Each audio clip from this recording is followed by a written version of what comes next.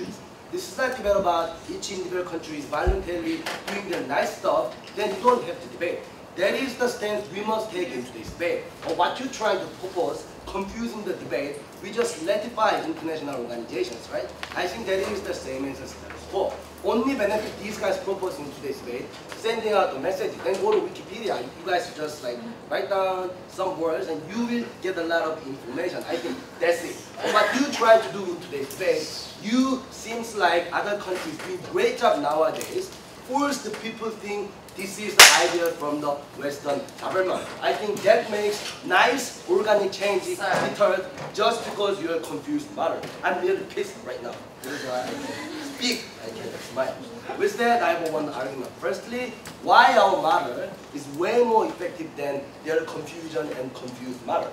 Before moving to my first argument, I will give us some of the cases from these guys. These guys say there is cooperation. Cooperation is not happening in others, right? Because no country in the world, they want to losing their competitiveness, right? If you get more tax reform, if you get more carbon tax, or if you have a more limitation on your industry, you can't compete with other countries.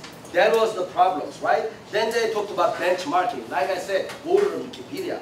Then they say this is a beneficial for everybody. I don't think this is a beneficial for everybody, right? You just make people country competing each other's, making a gap between countries and countries, right? Like my first speaker clearly said, US have a cross-state air pollution. This is a big achievement from US. Even China, they trying to decrease 18% of oxide by 2015. This is nice organic change. Don't deter that organic change if you think this is the problem. And they say this is an urgent problem, right? If this is an urgent problem, why are you guys doing nothing? You guys doing nothing. Because we believe if there is a problem, then you must solve right now. You must do something. And my first speaker clearly said, put a lot of ideas in today's debate. No response whatsoever. Again, poor fulfillment, opening government. She said there must be a standard, right? If your action is not directly harm, this is a secondary harm, unknown harm, you can't say anything about their sovereignty. Like I said, the nuclear power plant. Like I said, many factories in China. Like I said, my country using too much water in my country. If it is not harm directly to other countries, you can't say anything because it is a matter of privatization. No response whatsoever. No. Then she already talked about, right? Climate change is long-term process, maybe 100 years. Nobody knows. But some countries, people must eat right now. This is today's problem. If some country trying to solve their problem, saving their people, it is their sovereignty. You can't say anything about that. And she already said, right, egalitarian. If you cut climate change, it just helps the rich people, maybe. It is not like spreading to the people who is on the ground. I think that is the problem. She ends said, okay, closing. Alright, the fact of the matter is climate change affects the poorest of the poor because they're losing jobs because there's not enough arable land, there's not enough rain, there's not enough climate change for them to actually benefit from. Okay, maybe it's not rain 1 year and the next year there is rain. But the problem is if you shut down the factory, nobody can work right now. That's the problem. I think climate change, you can have that, right? If you can go to a factory. And my first speaker clearly said this is the problem in morality, right? Western countries doing a great job developing their own countries. Nowadays they making their own binding treaty. Developing nations, wait. I know you want to develop, but you can't. You must stop because our country is going to be ruined. I think this is a really immoral idea. And she also clearly said, right? Developing nations doesn't have technologies. Developing nations have. When they're competing each other, developing cannot win the competition. This is the problem. No. And moving on to my first argument. Before that, nothing was built by opening government. Again, poor rule fulfillment. First, why our policy is way more better than their policy. There is a feasibility issue, right? 2008, when there is a Copenhagen Treaty, Brazil, US, China said, I don't want to do this. In their models, there is nothing can happening for those countries like you expected when you opening the debate. But it is happening right now because this is ownership of their countries with 2 examples. No response whatsoever. Problem. Sit. I think you don't. Yeah, sit. Okay? But the problem is these guys harming these people. Even if these guys' policy suddenly and magically all the country follow, This is the offended peoples, right? Because I am offended. Because I can't eat anything. I must go to factory. But rich people say environment is dead and there's rain too much. That is why your food and your education must be cut. That is the offended mechanism we have in today's debate. Then what is the result? They will push their government. And their lifestyle itself is ruining their environment. 70% of desertification in the world is done by people who are living in the developing nations, right? I think this is the problem. Before you change the mindset of the people, you can't change anything. This is not problem of the government, president, fancy suit within the air conditioning. I want to change the world. This is not. This must be action coming from root, right? Directly grows root problem. And you offend the people, you make their mind bad. That is why there is no change whatsoever in your matters. So even if their government is doing a great job, if people offend it, and if there is a vote, there is an election, that government is going to fail. And other government comes up here and I'm giving you a benefit. There is no cooperation, there is no solution whatsoever. But my policy, I think in some part, Kyoto Protocol is success. Why? Because some countries doing in terms of regulation, but in their matters, that thing must ratify all the countries. I think this is impossible. So doing nice countries right now, like European countries, cannot be in that treaty. I think this is a big loss from your confused matter. Mr. Speaker, whatever I told you today. My first, great job giving you a standard. Every debate has a standard, right? This is secondary harm, this is unknown harm. You can't ruin other countries' sovereignty because prioritization is mine. This is right now today's problem. This is not rich people wearing nice suits saying air is dead. This is the problem right now. And you offend the people on the ground who must act now. Without changing the mindset of the peoples, you can't change anything about that.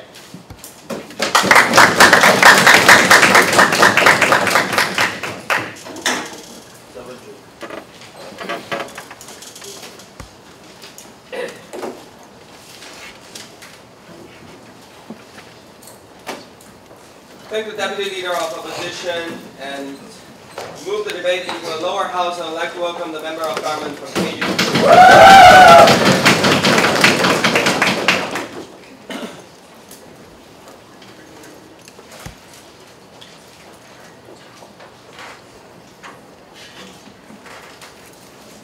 Mr. Speaker, I too cry for the poor people of Tuvalu who are losing their homes because of climate change. I too cry for the man in the United States with respiratory diseases because of the rising climate change. I pity the OG for not really bringing us anything because I have so much to do in 7 minutes. So let's move on. First of all, I'm going to talk to you about why climate change is such an urgent issue that we need an international mechanism to deal with. Secondly, I'm going to tell you why this mechanism is the best way to go and the most effective way to go in dealing with climate change. And thirdly, which was originally our only extension, about the impact of signing legal binding mechanisms. So first, let's move on to why this is an urgent issue. Now, NC and NEAO come up and tell us, you know what, everybody's dealing with it on its own. Don't worry about it. Fact of the matter is, it's an important issue on the first level of developed countries.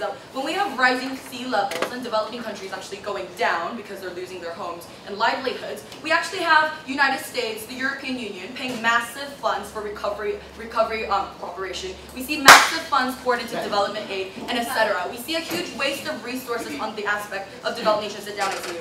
Secondly, we see an increase of respiratory diseases due to environmental changes happening in our society. These are diseases that are affecting the developed part of the world, especially the United States, where the rate of asthma for children has risen 50% over the last decade due to climate reasons. Second level, we think that developing countries are the biggest victims of climate change, and that basically, number one, they live off arable land, they live off seafood, fishing in the sea. They live off of, in other words, utilizing their natural environment. They utilize their forests. They utilize things that are burnt away, that are dying because of climate change. Secondly, we tell you that it affects the livelihoods and social development of developing countries because due to climate change, these countries are not able to make further development or further investment in terms of education or their livelihoods, and so on. But furthermore, why this is an urgent issue is because it's transnational, asking for a transnational approach for delivery. In other words, when Brazil is chopping off its forests to raise more cattle, it's not really only Brazilians that are facing climate change. It's Bolivia and Paraguay, the neighboring countries that are being burnt, that are also suffering from the problems that Brazil is causing. When China actually pollutes its dams or it causes other environmental damage, it's actually Korea and Japan and other Southeast Asian nations that are suffering from China's mistakes or China's policies. Therefore, that's why we believe that it's not an issue of national sovereignty. And Yang comes up here and brings us an analogy of nuclear plants. Well, we think it's dangerous, but we let countries have them anyway. Fact of the matter is, nuclear plants are only dangerous when there's an accident. But burning off forests is automatic damage to other countries. That's the clear difference. Hold on. As long as you have a safety mechanism for nuclear energy, that's perfectly fine. That's your legit energy source. But burning off things and polluting things is an automatic damage, and I'm going to take Yale, not UNC. So if the climate change is happening, so nations think that it's better to develop their economy. Why don't you let them decide? The fact of the matter is, we've been letting them decide so far, and all they have been doing is polluting more, cutting off more, and killing more. So we don't really see how domestic nations will have that domestic approach. But furthermore, let's move on to our second extension, which is why this mechanism is the way to go. The biggest difference is we think domestic approaches are good. We think United States Clean Air and Energy Act, excellent. But the fact of the matter is, international mechanisms are simply better. Why are they better? Because it's a uniform goal and a uniform principle that all countries unilaterally abide by. We think that very setting of that goal and principle, and furthermore, by providing targets so that these countries can be binded towards achieving that goal and principle, is the only way that a transnational problem can be solved supranationally. We tell you, the OG did somewhat explain to you, that is the flexibility of international mechanisms, that we do acknowledge domestic influences, we do acknowledge domestic needs, but at the end of the day, we allow different approaches, different roads to the same uniform goal. That is what legal binding international mechanisms achieve, ladies and gentlemen, and that is why we believe that is the way to go, along with all these excellent approaches that United States, China, Chile are taking, because we think it's not mutually exclusive, but rather we want to take a better road. Now, moving on to a furthermore explanation. Why is an international mechanism even better and further better? Because we believe that it allows the reduction of disparity among capabilities. What do we mean by this? Under international mechanisms that have targets, we don't simply say, reduce 5%, do your best, good luck. We actually say there are certain ways you can achieve it by giving technology, by giving resources, so that we as the entire globe can approach that together. You can't do that domestically, or you can't do that bilaterally, because that's what causes disparities, the problems that the OO points out. Because we tell you, under Kyoto, it wasn't simply China, good luck, Brazil, good luck. It was kind of like United States,